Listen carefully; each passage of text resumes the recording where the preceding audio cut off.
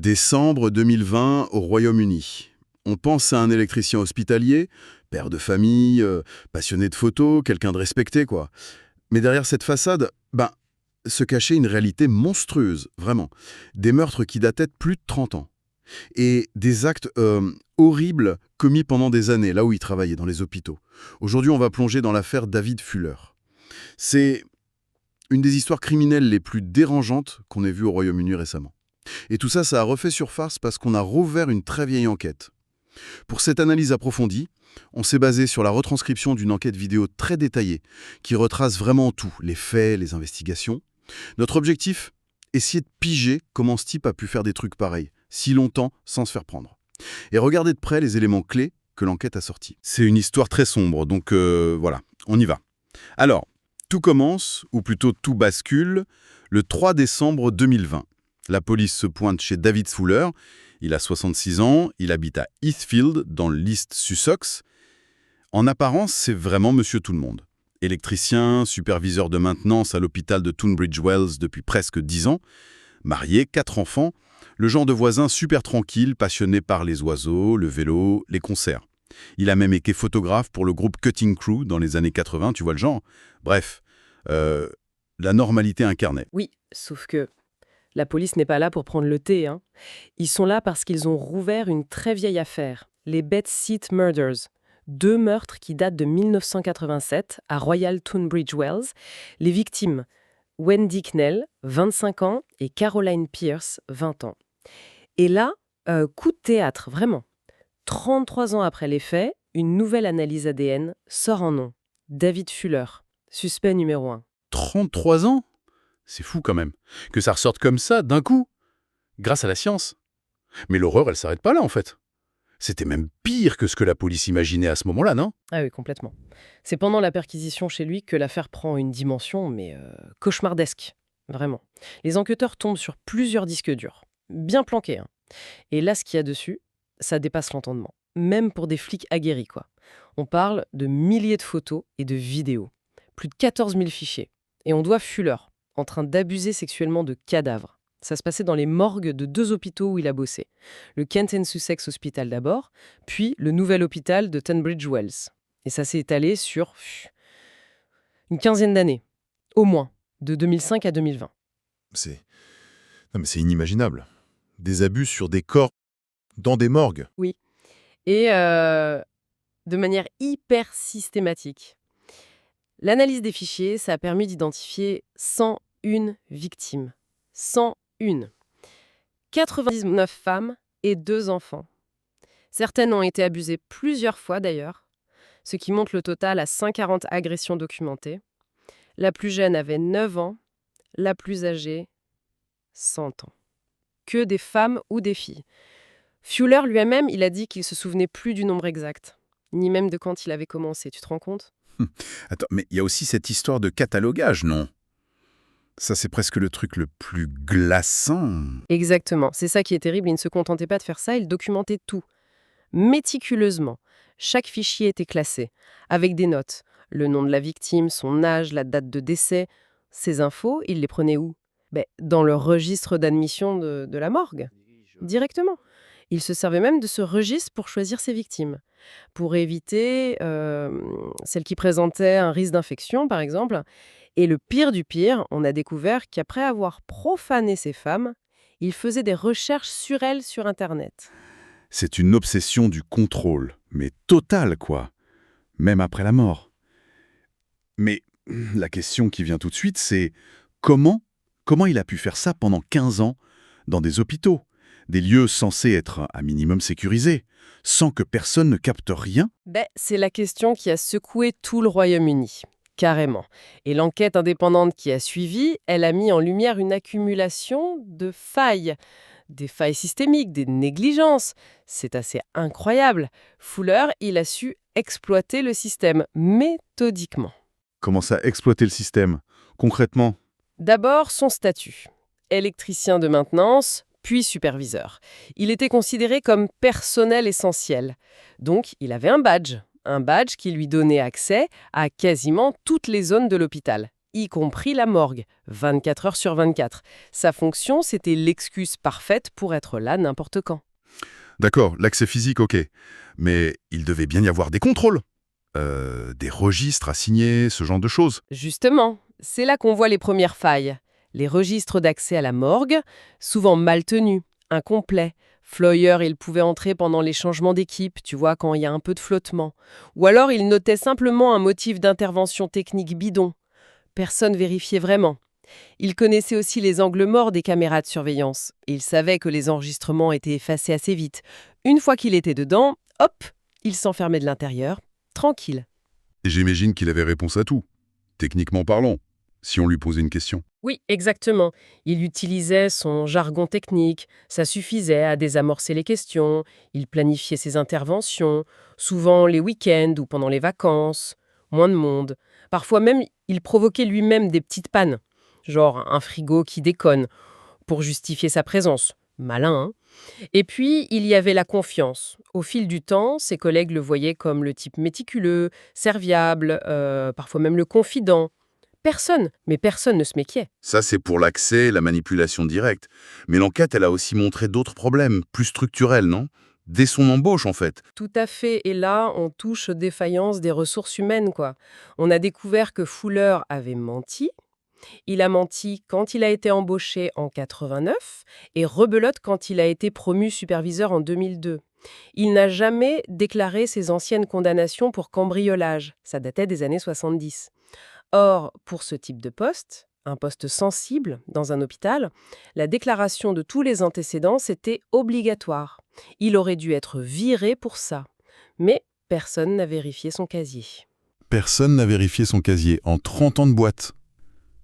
C'est sidérant. Et c'est pas fini, le manque de supervision. Mais criant, une seule évaluation professionnelle formelle en 31 ans de carrière, t'imagines ? En plus, certains membres du personnel de la morgue, ils avaient tellement confiance, ils le laissaient bosser seul, sans surveillance.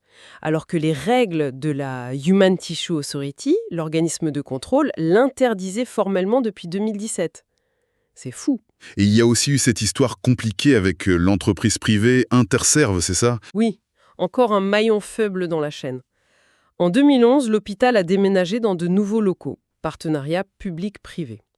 Du coup, la maintenance a été externalisée à une boîte privée, Interserve, et eux, ils ont fait une vérification du casier judiciaire. Donc, ils ont découvert les antécédents de Fuller pour cambriolage, mais, et c'est là que c'est grave, en violation de leur contrat avec l'hôpital, ils n'ont jamais transmis l'info. L'hôpital n'a jamais été au courant. C'est une accumulation de négligence incroyable.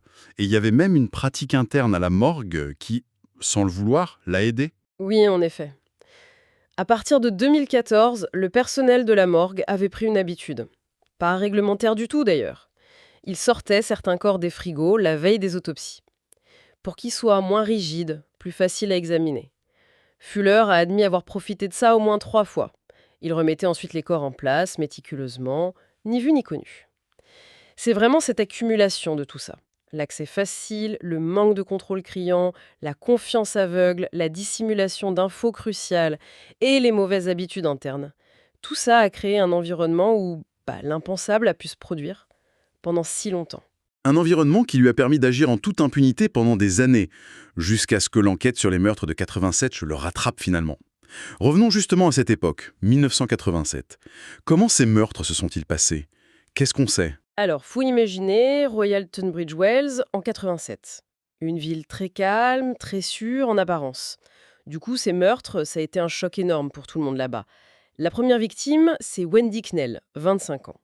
On la retrouve morte chez elle le 23 juin 1987, battue, étranglée et agressée sexuellement. Pas d'effraction visible, la police pense que l'agresseur est passé par une fenêtre qui fermait mal. On voit qu'elle s'est défendue.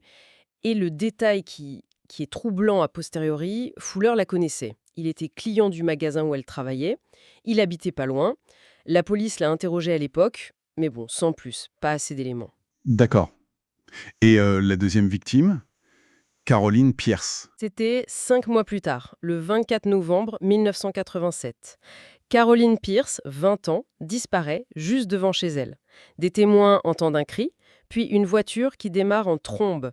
Son corps nu est retrouvé 3 semaines après, dans un fossé isolé, à 65 km de là, à Romney-Marsh. Ça suggère que le tueur connaissait bien la région, pourra-il l'abandonner si loin. Les blessures sont très similaires. Coups à la tête, strangulation, agression sexuelle. Ses vêtements n'ont jamais été retrouvés. Et là encore, devine quoi? Fuller la connaissait aussi. Client du restaurant où elle bossait. Il est de nouveau interrogé par la police et de nouveau relâché, faute de preuves concrètes contre lui. 2 meurtres très similaires. Les 2 victimes connues de Fuller. Il est interrogé 2 fois. Et pourtant, rien. Pendant 33 ans. Mais comment l'enquête a-t-elle pu piétiner comme ça? À l'époque, malgré une grosse enquête, plus de 100 flics dessus, des reconstitutions à la télé, il manquait cruellement d'éléments matériels. Pas de témoins directs des agressions elles-mêmes, pas d'empreintes digitales qui matchent, et surtout, les techniques d'analyse ADN, c'était vraiment les balbutiements à l'époque. On ne pouvait pas en faire grand-chose. Les enquêteurs, ils étaient persuadés que c'était le même tueur, ils l'appelaient le bedside killer, mais impossible de mettre un nom dessus. L'affaire est devenue un cold case, une affaire classée non résolue. Jusqu'à ce fameux réexamen dans les années 2010. Et là, la science change tout. C'est ça. Exactement. La police du Kent décide de ressortir plusieurs cold cases grâce aux nouvelles technologies ADN qui avaient fait des bonds énormes et coup de chance, ou plutôt travail méticuleux des enquêteurs de l'époque, les échantillons biologiques prélevés en 87 sur les scènes de crime avaient été super bien conservés. Après des mois d'analyse très poussée, les scientifiques réussissent enfin à extraire un profil ADN. Un profil exploitable. Et c'est ce profil qu'il compare à la base de données nationale d'ADN. Oui, la National DNA Database qui a été créée en 1995. Et là, bingo, correspondance. L'ADN trouvé sur les scènes de crime de Wendy et Caroline en 87 correspond à celui de David Fuller. Son profil ADN à lui, il avait été ajouté à la base quelques années plus tôt, dans le cadre d'un programme qui visait à ficher les personnes avec des antécédents judiciaires, même anciens. Ce sont ces cambriolages des années 70 qui l'ont finalement trahi, 33 ans plus tard. C'est fou. C'est absolument incroyable.